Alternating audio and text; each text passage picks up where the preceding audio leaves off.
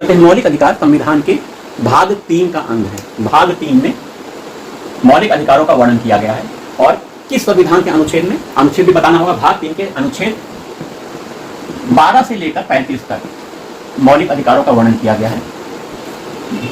जो संविधान का मौलिक अधिकार है ये किसी देश से लिया गया है, तो ये मौलिक अधिकार अमेरिका के संविधान, यूएसए के संविधान से लिए गए हैं। और जो भाग 3 है मौलिक अधिकार, इसे संविधान का मैग्ना कार्टा कहा जाता है। जो मैग्ना कार्टा शब्द है यह ब्रिटेन से लिया गया है, ब्रिटेन से आया गया है।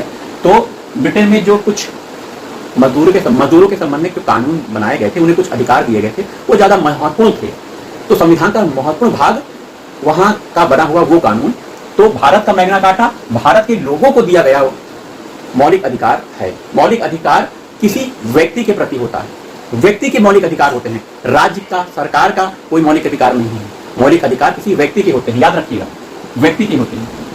मौलिक अधिकारों की विशेषता ये होती है कि मौलिक अधिकार आपको जो दिए गए हैं, सरकार यदि उसको छीनती है तो आप उस अधिकार के एवज में, जो आपका अधिकार छीना गया है, आप न्यायालय की शरण में जा सकते हैं। मतलब मौलिक अधिकार वाद योग्य हैं और न्यायालय की शरण में जाकर अपने मौलिक अधिकारों का आप संरक्षण कर सकते हैं। तो भारतीय संविधान के भाग 3 अनुच्छेद 12 से 35 और में मौलिक अधिकार का वर्णन है। मौलिक अधिकार यूएसए के संविधान से लिए गए हैं। मौलिक अधिकारों को हमारे संविधान का मैग्ना कार्टा कहा जाता है, मैग्ना कार्टा ऑफ कॉन्स्टिट्यूशन।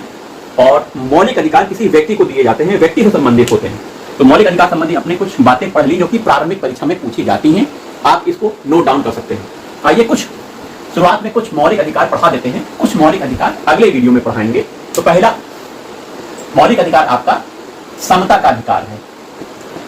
समता का अधिकार, समता का अधिकार भारतीय संविधान के अनुच्छेद 14 से लेकर 18 तक इसका वर्णन किया गया है। अनुच्छेद 14, 15, 16, 17, 18।